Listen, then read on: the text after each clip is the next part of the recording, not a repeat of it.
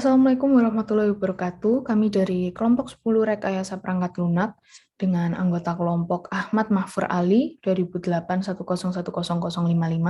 Ardiana Deka Maharani dengan NPM 2008101243, yang ketiga ada Breksi Ating Sari Julastri dengan NPM 200810102111, dan yang terakhir ada saya Shalom Marsha Pruista dengan NPM 200810101244.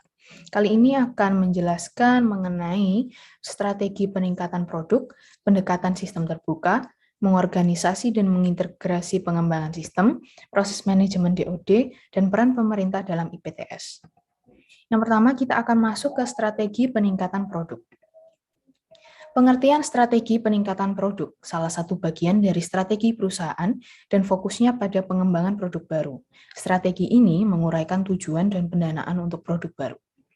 Strategi perbaikan yang dipikirkan dengan baik dapat membantu mengendalikan masalah teknik yang sulit terkait dengan, yang pertama, persyaratan yang tidak sepenuhnya dipahami pada awal program. Yang kedua, perkembangan teknologi yang akan memakan waktu lebih lama dari sebagian besar pengembangan sistem. Yang ketiga, kebutuhan pelanggan atau seperti kebutuhan untuk memerangi ancaman militer baru yang telah meningkat, ditingkatkan, berbeda, atau sedang berubah-ubah. Yang keempat, perubahan persyaratan karena kebijakan yang dimodifikasi, filosofi operasional, filosofi dukungan logistik, atau perencanaan atau praktik lain dari 8 kelompok fungsi siklus hidup utama. Yang kelima, ketersediaan teknologi yang memungkinkan sistem berkinerja lebih baik dan atau lebih murah. Yang keenam, potensi peningkatan keandalan dan pemeliharaan yang membuatnya lebih murah untuk digunakan, mempertahankan, atau mendukung termasuk pengembangan sumber dukungan pasokan baru. Yang ketujuh, masalah keamanan yang membutuhkan penggantian yang tidak aman komponen. Peningkatan produk strategi. Strategi atau pendekatan desain yang mencerminkan kebutuhan perbaikan ini dapat dikategorikan sebagai perbaikan yang direncanakan, perubahan dalam desain atau produk, dan peningkatan sistem yang diterapkan. Perbaikan yang direncanakan. Strategi perbaikan yang direncanakan termasuk akuisisi evolusioner, pengembangan produk yang telah direncanakan sebelumnya, dan sistem terbuka. Strategi ini tidak eksklusif dan dapat dikombinasikan secara sinergis dalam pengembangan program. Akuisisi evolusioner adalah pendekatan yang lebih disukai untuk akuisisi sistem di DoD.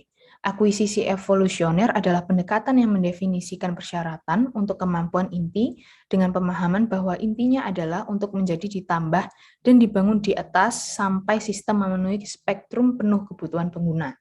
Kemampuan ini didefinisikan sebagai fungsi pengguna kebutuhan, kematangan teknologi, ancaman, dan anggaran.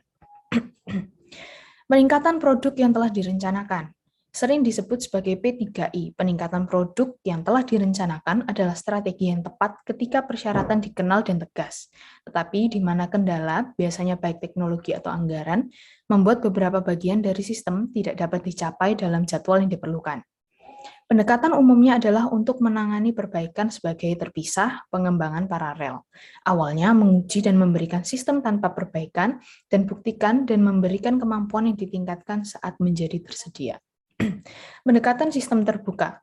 Desain sistem terbuka pendekatan menggunakan manajemen antarmuka untuk membangun antarmuka desain yang fleksibel yang mengakomodasi penggunaan produk komersial yang kompetitif dan menyediakan peningkatan kapasitas untuk perubahan di masa depan. Fokus sistem terbuka adalah untuk merancang sistem sedemikian rupa sehingga mudah dimodifikasi menggunakan antarmuka standar, modularitas dikenali standar antarmuka, komponen standar dengan antarmuka umum yang diakui, komersial, dan barang-barang non-developmental, dan terkotak-kotak desain. Perubahan desain atau produksi, proposal perubahan teknik. Perubahan yang harus dilaksanakan selama pengembangan dan produksi sistem tertentunya biasanya dimulai melalui penggunaan ECPS. ECPS dapat memenuhi berbagai kebutuhan, termasuk koreksi kekurangan, pengurangan biaya, dan keamanan. Selain itu, ECPS dapat diberikan tingkat prioritas yang berbeda dari rutin ke darurat. Yang kemudian blokir perubahan sebelum penyebaran. Blokir perubahan mewakili upaya untuk meningkatkan konfigurasi manajemen dengan memiliki sejumlah perubahan dikelompokkan dan diterapkan sedemikian rupa sehingga mereka akan berlaku secara konsisten untuk kelompok atau blok barang produksi. Ketika perubahan blok terjadi, siklus hidup berdampak harus ditangani dengan hati-hati. Perbedaan signifikan dalam konfigurasi blok dapat menyebabkan perbedaan manual, dokumentasi pasokan, pelatihan, dan pembatasan mengenai lokasi atau kegiatan di mana sistem dapat ditetapkan. Peningkatan sistem yang disebarkan. Yang pertama ada pembangunan utama kembali. Hasil pembangunan kembali yang besar dari kebutuhan akan sistem yang memenuhi persyaratan berbeda atau meningkat secara signifikan dari yang ada sistem, atau kebutuhan untuk memperpanjang umur suatu sistem yang mencapai akhir dari hidupnya yang dapat digunakan. Proses pengembangan baru harus mulai membuat dan mengontrol konfigurasi baseline untuk sistem yang dibangun kembali berdasarkan persyaratan yang diperbarui. Yang kedua, peningkatan pasca produksi. Secara umum, produk perbaikan menjadi penting untuk meningkatkan sistem atau untuk mempertahankan sistem sebagai komponennya mencapai keusangan. Perbaikan ini biasanya ditandai dengan upgrade ke komponen atau subsistem sebagai lawan dari upgrade sistem total. Yang ketiga ada blokir peningkatan. Peningkatan blok pasca produksi adalah perbaikan pada kelompok sistem tertentu populasi yang menyediakan konfigurasi yang konsisten dalam kelompok itu. Peningkatan blok dapat pasca produksi melayani tujuan umum yang sama dari mengontrol konfigurasi sistem individual sebagai upgrade blok produksi, dan mereka membutuhkan tingkat integrasi siklus hidup yang sama. Memodifikasi sistem yang sudah ada. Upgrade sistem yang ada adalah masalah mengikuti proses rekayasa sistem, dengan penekanan pada konfigurasi dan manajemen antarmuka. Kegiatan berikut harus disertakan saat memutakhirkan sistem. Yang pertama, tolak ukur persyaratan yang dimodifikasi untuk upgrade dan sistem secara keseluruhan. Yang kedua, melakukan analisis dan alokasi fungsional pada persyaratan yang dimodifikasi. Yang ketiga, menilai kemampuan sebenarnya dari pra-upgrade sistem. Yang keempat, mengidentifikasi faktor biaya dan resiko dan memantau mereka. Yang kelima, mengembangkan dan mengevaluasi alternatif sistem yang dimodifikasi. Keenam, prototipe alternatif perbaikan yang dipilih. Yang ketujuh, memverifikasi peningkatan. Kemudian, perangkat dalam meningkatkan sistem yang dikerahkan. Saat memutakhirkan sistem yang disebarkan, perhatikan untuk perangkap signifikan berikut. Yang pertama, penjadwalan untuk meminimalkan dampak operasional. Yang kedua, konfigurasi dan manajemen antarmuka. Yang ketiga, masalah sumber kompatibilitas logistik. Yang keempat, sumber daya minimal tersedia. Yang kelima, pesaing terbatas. 6, aturan pendanaan pemerintah. Kemudian kita masuk ke peran dan tanggung jawab. Manajemen modifikasi biasanya merupakan tanggung jawab bersama pemerintah dan kontraktor. Meskipun ada peningkatan sistem khusus, akan memiliki hubungan ditetapkan oleh kondisi di sekitar program tertentu. Tanggung jawab pemerintah akan biasanya meliputi, yang pertama, memberikan pernyataan yang jelas tentang persyaratan sistem, yang kedua, perencanaan yang berkaitan dengan fungsi pemerintah, yang ketiga, mengelola antarmuka eksternal, yang keempat, mengolah konfigurasi dasar fungsional, yang kelima, memverifikasi bahwa persyaratan terpenuhi. Tanggung jawab kontraktor ditetapkan oleh kontrak, tetapi biasanya akan mencakup yang pertama, perencanaan teknis yang berkaitan dengan eksekusi. Yang kedua, mendefinisikan amplop kinerja baru. Yang ketiga, merancang dan mengembangkan modifikasi. Yang keempat, memberikan bukti bahwa perubahan yang dilakukan memiliki memodifikasi sistem sesuai kebutuhan. Kemudian, peran rekayasa sistem. Peran rekayasa sistem dalam peningkatan produk meliputi yang pertama, perencanaan untuk perubahan sistem, yang kedua, menerapkan proses rekayasa sistem, yang ketiga, mengelola perubahan antarmuka, yang keempat, mengidentifikasi dan menggunakan standar antarmuka yang memfasilitasi perubahan yang berkelanjutan, yang kelima, memastikan manajemen siklus hidup diterapkan, yang keenam, memantau kebutuhan akan modifikasi sistem, dan yang terakhir adalah memastikan operasi kegiatan pendukung dan hasil lapangan awal dipertimbangkan dalam perencanaan. Untuk materi kedua akan dilanjutkan oleh teman saya. Baik, selanjutnya yaitu pendekatan sistem terbuka. Nah, yang pertama kita tahu dulu definisi dari pendekatan sistem terbuka. Nah, pendekatan sistem terbuka adalah pendekatan bisnis dan teknis untuk pengembangan sistem yang menghasilkan sistem yang lebih mudah diubah atau ditingkatkan dengan penggantian komponen komponen. Nah, ini adalah logika pengembangan sistem yang menekankan antarmuka yang fleksibel dan interoperabilitas maksimum. Nah, penggunaan optimal produk kompetitif, komersial, dan peningkatan kapasitas sistem untuk meningkatkan peningkatan di masa mendatang. Nah, yang pertama yang dibahas yaitu inisiatif sistem terbuka. IDOD inisiatif sistem terbuka dimulai sebagai hasil dari perubahan dramatis dalam industri komputer yang memberikan keuntungan signifikan pada desain C4 ISR dan sistem TI. Seperti yang dikembangkan di komunitas C4 ISR dan TI, pendekatan sistem terbuka membutuhkan desain 3 arsitektur, yaitu operasional, teknis, dan juga sistem. Nah, arsitektur sistem terbuka adalah seperangkat deskripsi termasuk grafis, sistem, dan interkoneksi yang mendukung fungsi operasional yang dijelaskan dalam arsitektur operasional. Nah, pada awal pengembangannya, arsitektur sistem terbuka atau arsitektur teknik ini disiapkan untuk menetapkan seperangkat aturan yang diturunkan dari standar industri berbasis konsensus terbuka.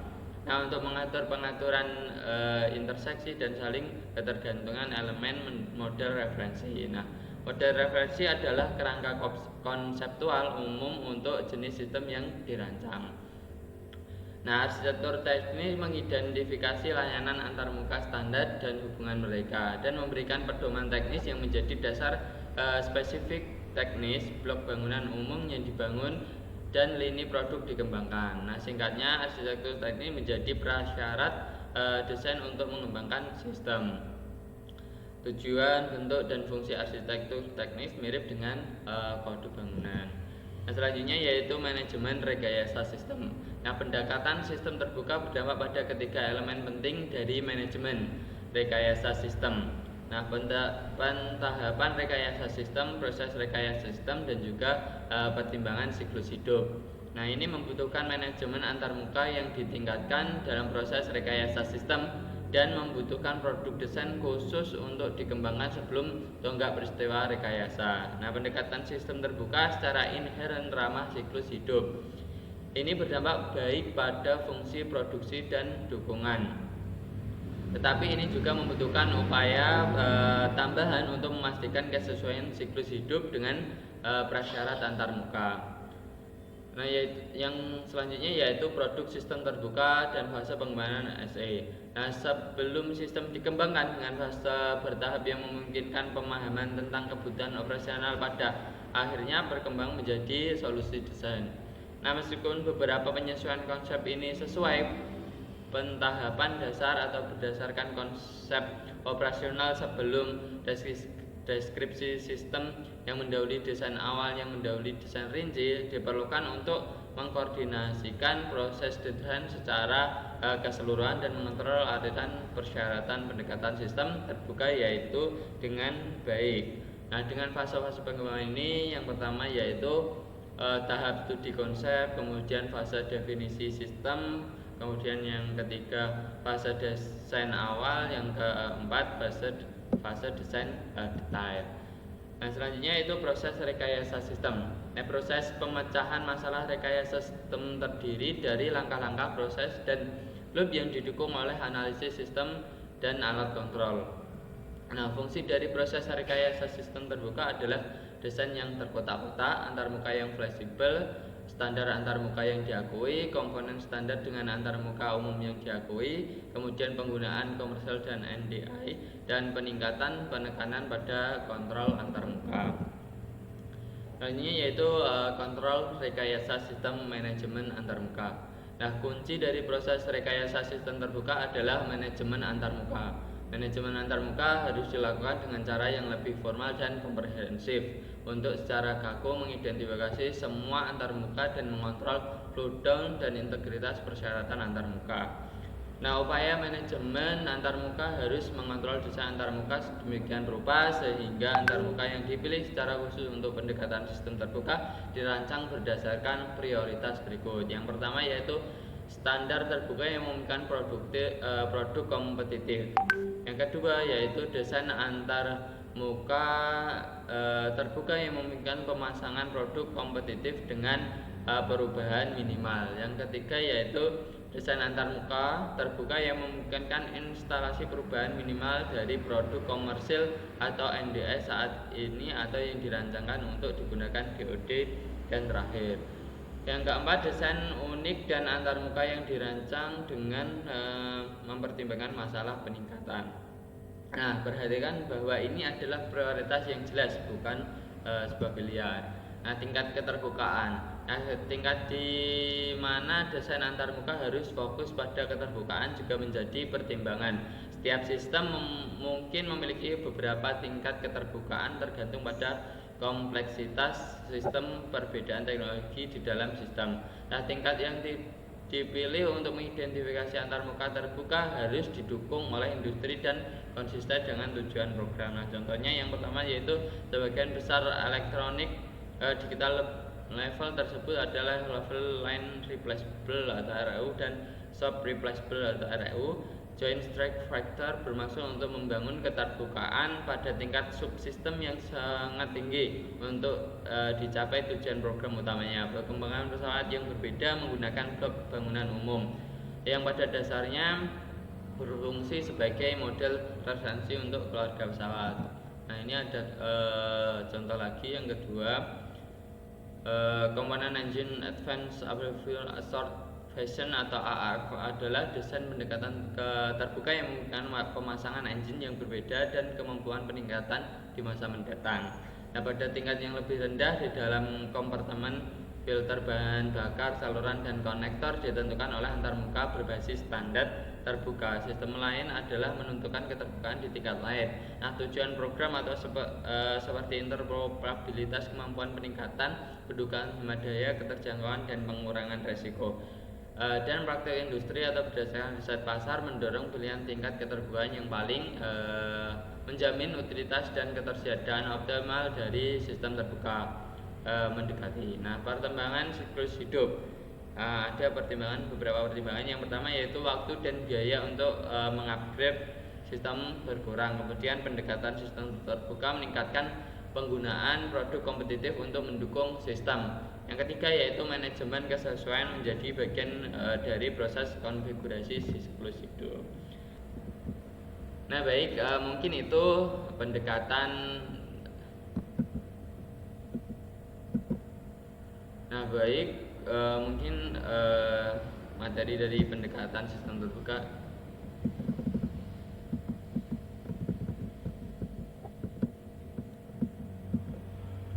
Nah, mungkin itu saja materi mengenai pendekatan sistem terbuka. Akan dilanjut materi selanjutnya oleh rekan saya.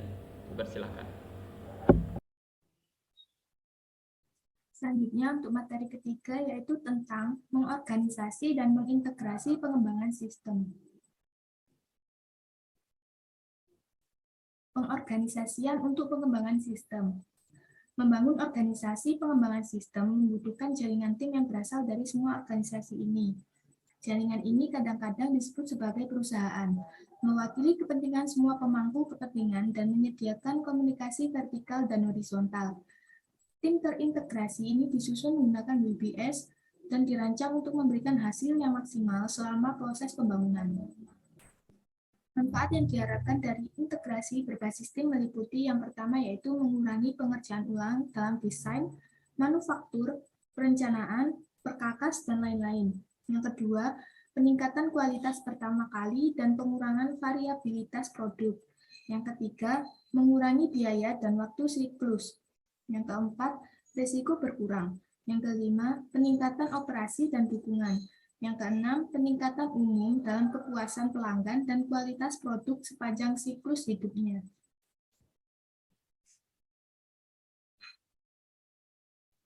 Pada tingkat sistem, biasanya ada tim manajemen dan tim desain.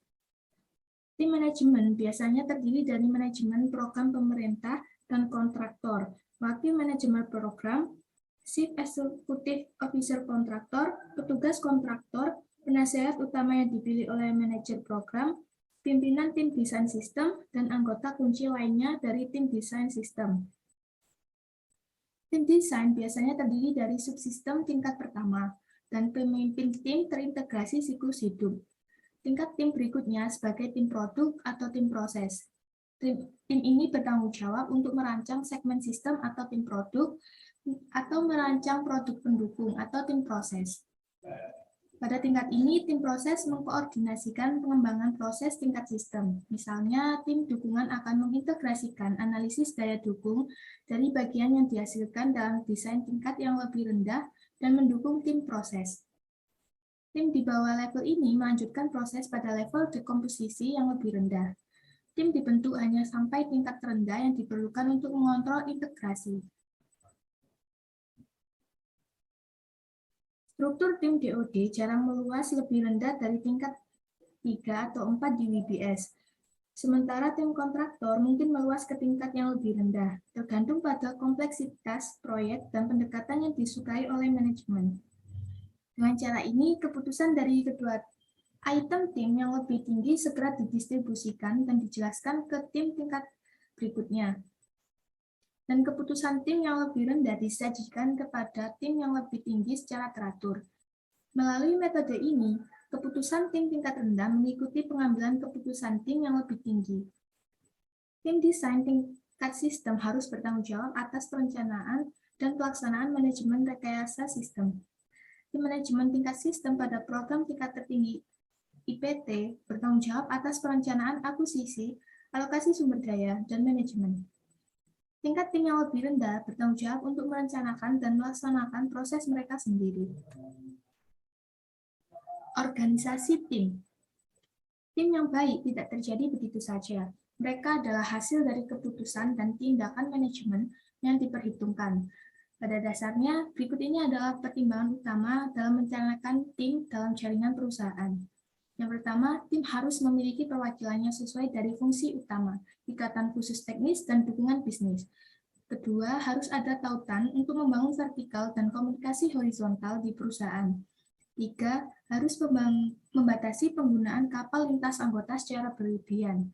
Batasi keanggotaan pada 3 atau 4 tim sebagai aturan praktis untuk tingkat kerja.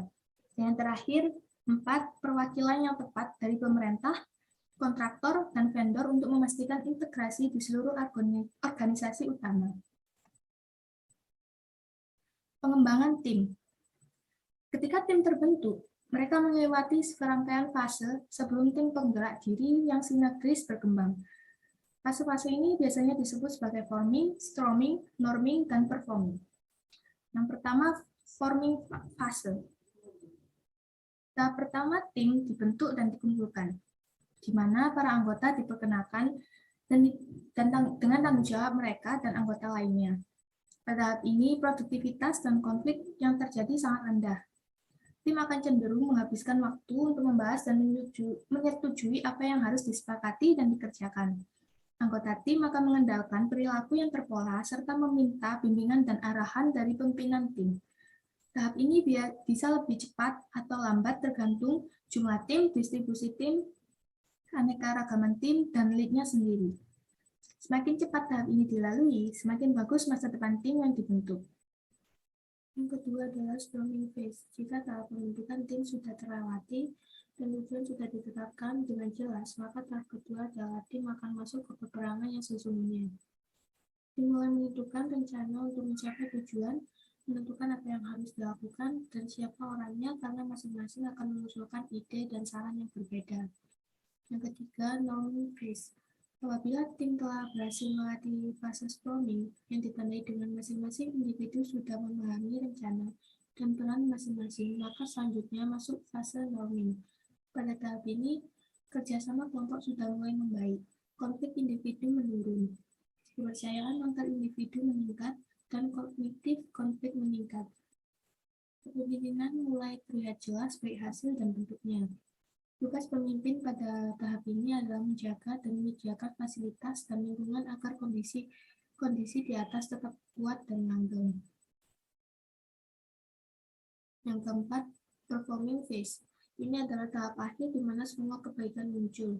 Tidak semua tim akan sampai pada tahap ini. Beruntung jika kita berada dalam tim yang merasakan tahap ini.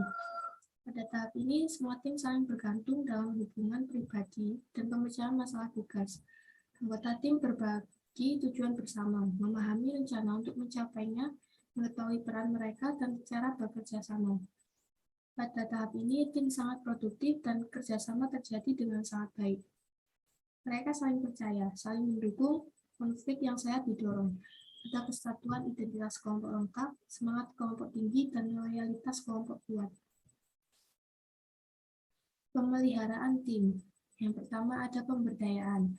Istilah pemberdayaan berkaitan dengan bagaimana tanggung jawab dan wewenang didistribusikan ke seluruh perusahaan. Pemeliharaan pemberdayaan penting untuk mempromosikan kepemilikan anggota dari proses pembangunan.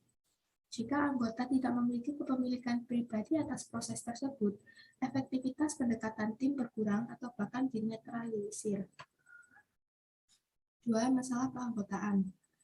Tim bertanggung jawab atas kinerja mereka sendiri. Oleh karena itu, harus memiliki signifikan. Katakanlah tentang pemilihan anggota baru. Selain itu, tim harus memiliki kekuatan untuk menghapus anggota. Namun, hal ini harus dilalui dengan identifikasi masalah dan intervensi aktif oleh fasilitator. Yang ketiga, kepemimpinan. Kepemimpinan diberikan terutama oleh otoritas organisasi yang bertanggung jawab atas program, fasilitator perusahaan, dan pemimpin tim. Dalam program DoD, pemimpin organisasi biasanya adalah manajer program dan manajer senior kontraktor.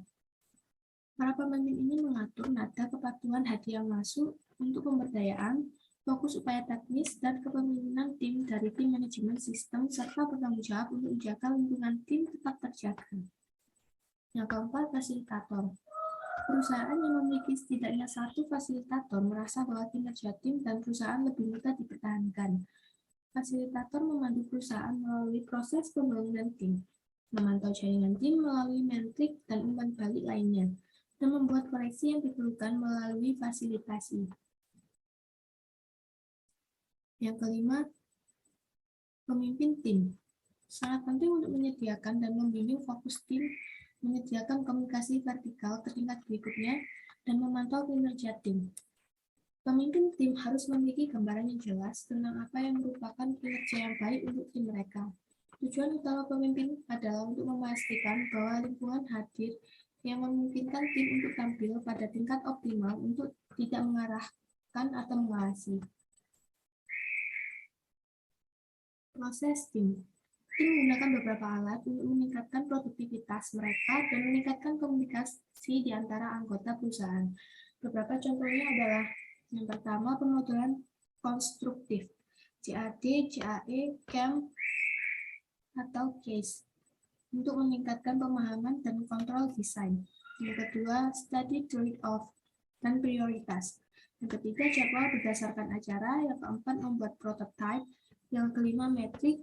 Dan yang terpenting adalah keanggotaan terintegrasi yang mewakili pemangku kepentingan siklus hidup. Aturan tim terintegrasi. Berikut ini adalah seperangkat aturan umum yang harus memandu kegiatan dan prioritas tim dalam lingkungan desain sistem. Yang pertama, hasil desain harus dikomunikasikan dengan jelas, efektif, dan tepat waktu. Yang kedua, hasil desain harus sesuai dengan awalannya, persyaratan yang ditentukan. Yang ketiga, komunikasi up the line, yang berkelanjutan harus dilembagakan. Yang keempat, setiap anggota harus akrab dengan semua persyaratan sistem. Yang kelima, setiap orang yang terlibat dalam tim harus bekerja dari database yang sama. Yang keenam, hanya satu anggota tim yang memiliki wewenang untuk membuat perubahan pada satu set dokumentasi induk. Yang ketujuh, semua anggota memiliki tingkat otoritas yang sama, atau satu orang atau satu suara. Yang kedelapan, partisipasi tim konsisten, berorientasi pada keberhasilan dan proaktif. Yang ke-9, diskusi tim terbuka tanpa rahasia. Yang 10, ketidaksepakatan anggota tim harus menjadi ketidaksepakatan yang beralasan, atau rencana tindakan alternatif versus oposisi yang gigih. Dan terakhir, studi perdagangan dan teknik analisis yang lainnya digunakan untuk menyelesaikan masalah. Hambatan untuk integrasi. Ada banyak hambatan untuk membangun dan memelihara organisasi tim yang berfungsi dengan baik dan sulit untuk diatasi. Salah satu dari hambatan ini dapat meniadakan efektivitas pendekatan pembangunan terpadu. Hambatan umum yang terjadi antara lain. Yang pertama, kurangnya dukungan manajemen puncak. 2, anggota tim tidak diberdayakan. 3, kurangnya akses ke database umum. 4, kurangnya komitmen terhadap perubahan budaya. Organisasi tidak fungsional, tidak sepenuhnya terintegrasi ke dalam proses tim. 5, kurangnya perencanaan untuk upaya tim. Persyaratan staf bertentangan dengan tim. 6, anggota tim tidak ditempatkan. 7, pendidikan dan pelatihan tim yang tidak memadai. 8, pelajaran yang dipetik dan praktik yang berhasil tidak dibagikan ke seluruh tim. 9, ketimpangan anggota tim. 10, kurangnya komitmen berdasarkan persepsi ketidakpastian. 11, sumber daya yang tidak memadai, dan yang terakhir, kurangnya keahlian yang dibutuhkan, baik dari pihak kontraktor maupun pemerintah. Adapun metode umum untuk memerangi hambatan. Yang pertama, pendidikan dan pelatihan, dan kemudian lebih banyak pendidikan dan pelatihan ini memecah ketidakpastian perubahan dan memberikan visi dan metode untuk sukses. Yang kedua, gunakan fasilitator, tidak hanya untuk membangun dan memelihara tim, tetapi juga untuk mengamati dan memberi saran kepada manajemen. Yang ketiga, dapatkan dukungan manajemen di muka. Mengelola harus menunjukkan kepemimpinan dengan mengelola tim daripada mencoba untuk mengelola orang-orang. Yang keempat, gunakan database umum yang terbuka untuk semua perusahaan anggota. 5, membangun jaringan tim yang mengintegrasikan desain dan menyediakan komunikasi horizontal vertikal. 6, membangun jaringan yang tidak memungut pajak lebih dari sumber daya yang tersedia. Jika kompetensi tidak tersedia di organisasi terkait, pekerjakan melalui kontraktor pendukung. Yang terakhir, jika co-location tidak memungkinkan, lakukan sesi kerja reguler dengan durasi beberapa hari. Komunikasi tele, konferensi video, dan teknik berbasis teknologi lainnya juga dapat membantu meringankan masalah non-kolokasi. Selanjutnya akan dijelaskan oleh rekan saya.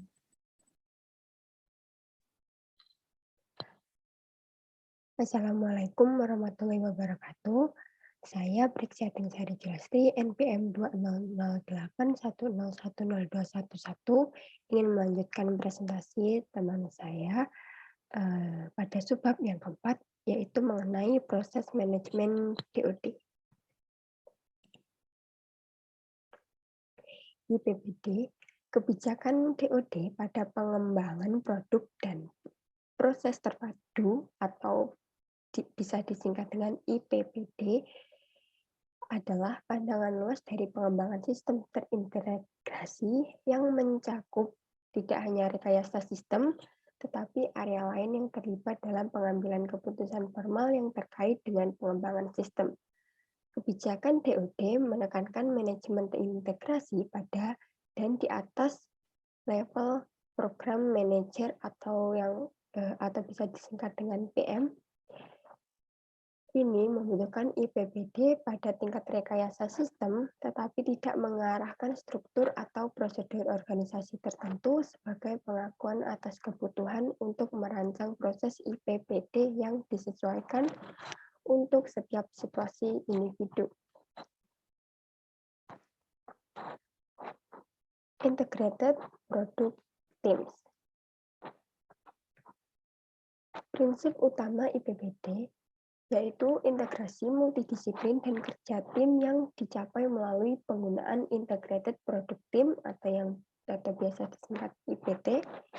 Meskipun IPT bukan solusi terbaik untuk setiap situasi manajemen, dengan mempertimbangkan berbagai masalah teknis dan bisnis, banyak organisasi menyimpulkan bahwa IPT merupakan pendekatan organisasi terbaik untuk manajemen sistem. PM atau program manager maksud saya, harus ingat bahwa partisipasi kontraktor atau calon kontraktor dalam IPT harus sesuai dengan persyaratan undang-undang seperti aturan integritas, pengadaan. Penasihat hukum komponen layanan harus meninjau keterlibatan calon kontraktor dalam IPT. Selanjutnya, Kementerian Pertahanan telah mengarahkan agar DoD melakukan pengawasan dan review dengan menggunakan IPT. IPT terdiri dari perwakilan semua disiplin fungsional yang sesuai yang bekerja sama untuk membangun program yang sukses. Selanjutnya, DoD IPT struktur atau struktur DoD IPT. Fungsi pengawasan DoD dilakukan melalui hierarki tim yang mencakup level manajemen dari DoD hingga level program. Terdapat 3 tingkat dasar dari IPT, yaitu yang pertama Overarching IPT atau OIPT, yang kedua The Working IPT atau WIPT, lalu yang ketiga yaitu adalah IPT program. Untuk setiap program ACAT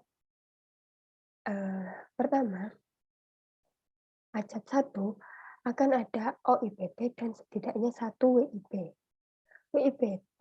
WIPT akan dikembangkan untuk topik fungsional tertentu, misalnya pengujian, biaya atau kinerja, kontrak, dan lain sebagainya. IPT terintegrasi atau IIPT akan mengkoordinasikan upaya WIPT dan mencakup semua topik yang ditugaskan kepada IPT lain. Jadi berikut ini merupakan fokus dan tanggung jawab dari IPT. Ada organisasinya terbagi menjadi 2, yaitu OSD dan komponen, lalu ada program tim dan sistem kontraktor. Lalu timnya pada OSD dan komponen terdapat tim OIPT dan WIPT, lalu pada organisasi program tim program dan kontraktor sistem terdapat tim program IT. Lalu terdapat fokus dan tanggung jawab partisipannya.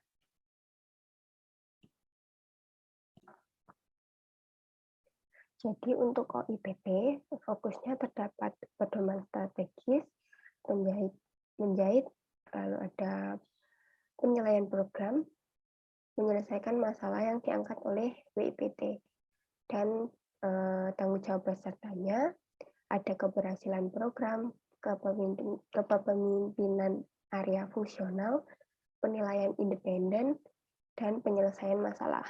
Lalu untuk WIPT, fokusnya perencanaan untuk keberhasilan program, peluang dan untuk reformasi akuisisi, misalnya inovasi atau perampingan. Lalu ada identifikasi, selanjutnya ada status program. Dan untuk tanggung jawab partisipan WIPT, terdapat pengetahuan dan pengalaman fungsional, kontribusi yang diberdayakan, rekomendasi untuk keberhasilan program, lalu ada komunikasi status dan wilayah yang belum terselesaikan. Selanjutnya, untuk program IPT, untuk fokusnya terdapat eksekusi program dan identifikasi reformasi akuisisi. Lalu untuk tanggung jawab pesertanya, mengelola cakupan lengkap dengan sumber daya dan risiko program, lalu mengintegrasikan upaya pemerintah dan kontraktor untuk status dan masalah program laporannya. Jadi ini yang tanda bintang 1 ini tercakup pada rules of the road. Lalu yang kedua, yang bintang kedua ini tercakup dalam panduan implementasi dan pengelolaan IPPD dalam akuisisi DoD. Kita lanjut. Selanjutnya ini adalah struktur dari IPT sendiri. Jadi ini program IPT sistem timnya, lalu terdapat integrasi IPT-nya, dan sebagainya.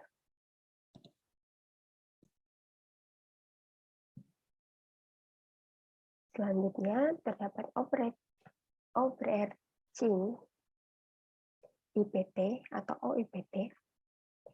OIPT adalah tim tingkat DoD yang tanggung jawab utamanya beri nasihat kepada eksekutif akuisisi pertahanan tentang masalah-masalah yang terkait dengan program-program yang dikelola di tingkat tersebut. Keanggotaan OIPT terdiri dari para pelaku yang bertanggung jawab atas banyak jabatan fungsional di kantor Menteri Pertahanan atau OST. OIPT menyediakan pertama panduan strategis tingkat atas, lalu kepemimpinan area fungsional, yang ketiga forum untuk menyelesaikan masalah, yang keempat penilaian independen terhadap MDA, selanjutnya menentukan informasi keputusan untuk tinjauan tonggak berikutnya, lalu memberikan persetujuan atas struktur dan sumber daya WIPT.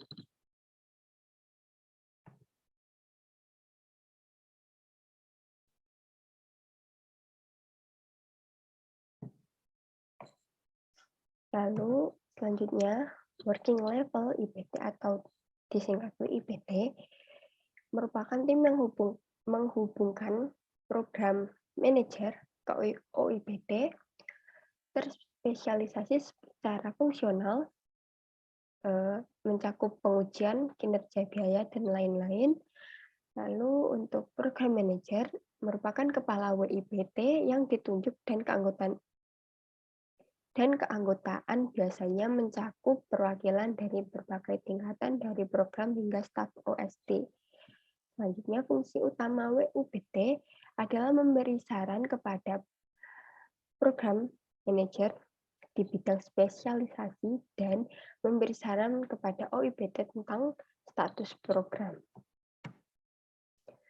Untuk tugas WIPT sendiri, yang pertama membantu program manager untuk mengembangkan strategi dan dalam perencanaan program seperti yang diminta oleh program manager, lalu menetapkan rencana aksi dan tonggak IPT, mengusulkan dokumen yang disesuaikan dan persyaratan pencapaian, lalu meninjau dan memberikan masukan awal terhadap dokumen. Selanjutnya, mengkoordinasi kegiatan WIPT dengan anggota OIPT, lalu menyelesaikan atau mengevaluasi masalah secara tepat waktu, lalu yang terakhir memperoleh persetujuan prinsipal dengan dokumen atau bagian dari dokumen yang berlaku.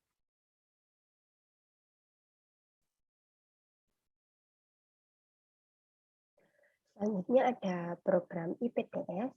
Program IPT adalah tim yang melakukan tugas program, integrasi kontraktor dengan pemerintah pada isu-isu yang berkaitan dengan program tertentu benar-benar terjadi di tingkat program IPT ini.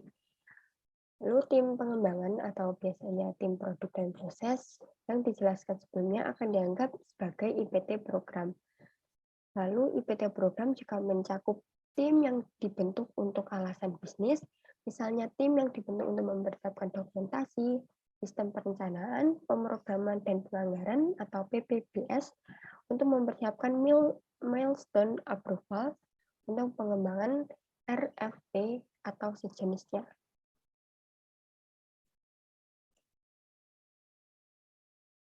Yang kelima, peran pemerintah dalam IPT.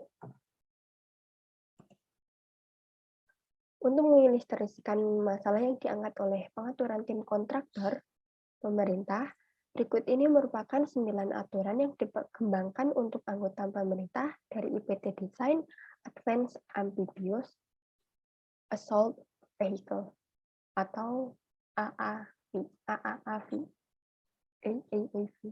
Yang pertama, peraturannya yaitu IPT adalah entitas yang dijalankan oleh kontraktor. Kami tidak memimpin atau mengelola IPT. Jadi kami ini sudut pandang AAV ini. Selanjutnya, kami bertindak sebagai perwakilan pelanggan di IPT. Kami hadir untuk mengurangi waktu siklus komunikasi kontraktor dengan pemerintah atau dalam hal ini sebagai pelanggannya. Lalu kami memfasilitasi kontraktor untuk mendapatkan masukan pemerintah lebih cepat.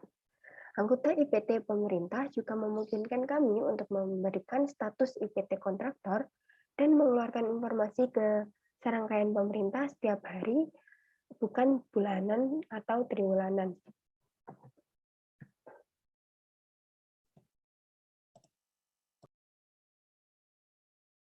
Yang ketiga, kami tidak melakukan pekerjaan dan tugas IPT kontraktor. Tidak melakukan pekerjaan dan tugasnya IPT kontraktor ini. Kontraktor telah dikontrak untuk melakukan tugas-tugas yang digariskan dalam kontrak SOW, tetapi anggota IPT pemerintah akan aktif berpartisipasi dalam mempertimbangkan selama pengembangan dan berpartisipasi dalam tinjauan on the fly dari hasil yang disebut dalam CTRL. Yang keempat, ketika ditanya oleh personel kontraktor untuk posisi atau interpretasi pemerintah, anggota IPT pemerintah dapat memberikan pendapat pribadi mereka sebagai anggota IPT atau memberikan pendapat ahli. Panduan mengenai pendapat pelanggan kami dan apa yang mungkin dapat diterima oleh pemerintah dapat diberikan, tetapi barang-barang yang dapat ditawarkan kepada posisi pemerintah hanya barang yang telah disetujui oleh pihak supervisor. Yang kelima, anggota IPT pemerintah tidak dapat mengizinkan perubahan atau penyimpangan apapun dari kontrak SOW. Anggota IPT pemerintah dapat berpartisipasi dalam musyawarah dan diskusi yang akan menghasilkan usulan perubahan tersebut. Jika IPT menyimpulkan bahwa tindakan terbaik tidak sesuai dengan kontrak dan ada perubahan kontrak, maka kontraktor harus mengajukan kontrak change request atau CCR melalui jalur normal. Yang keenam, anggota IPT pemerintah tidak bisa memberikan wewenang kepada kontraktor untuk melakukan pekerjaan selain dari persyaratan SOW atau di dalam kontraknya. IPT kontraktor dapat melakukan pekerjaan yang tidak secara khusus disyaratkan oleh kontrak atas kebijaksanaan mereka, asalkan mereka tetap berada dalam sumber daya seperti diidentifikasi dalam kontrak operasi sistem atau TOC. Yang ketujuh, partisipasi anggota IPT pemerintah dalam kegiatan IPT kontraktor bukan merupakan persetujuan pemerintah bahwa pekerjaan tersebut disetujui oleh pemerintah atau dibebankan pada kontrak. Jika IPT melakukan sesuatu yang meragukan, maka harus dilaporkan kepada supervisor atau anggota tim pengelola program atau PMT. Selanjutnya yang ke-8, ketika anggota pemerintah dari IPT tidak menyetujui atau tidak menyetujui keputusan, rencana, atau laporan IPT, kita berhak memberikan pendapat dalam pengembangan mereka, memilih sebagai anggota, dan mengkoordinasikan masalah dengan supervisor, dan membawa pendapat pemerintah kembali ke IPT dengan tujuan untuk meningkatkan kualitas produk. Kita tidak memiliki hak vetonya. Yang ke-9, anggota IPT pemerintah masih tunduk pada semua undang-undang dan peraturan pemerintah mengenai perubahan terarah, etika, dan perilaku. Fungsi utama kita adalah menjalankan fungsi-fungsi yang lebih baik dilakukan oleh pegawai pemerintah seperti menyampaikan kepada personel kontraktor pengetahuan atau keahlian kita tentang teknik operasi dan pemeliharaan Marine Corps. Selanjutnya, berinteraksi dengan semua organisasi pemerintah lainnya, misalnya TNI, kontrol atau fasilitasi peralatan dan bahan yang disediakan pemerintah, misalnya GFI dan GFM, lalu memastikan pembayaran voucher yang dikirimkan tepat waktu, dan berpartisipasi penuh dalam manajemen risiko. Sekian presentasi dan pemaparan bab ini dari kelompok 10. Apabila ada kesalahan, kami mohon maaf. Terima kasih atas perhatiannya. Wassalamualaikum warahmatullahi wabarakatuh.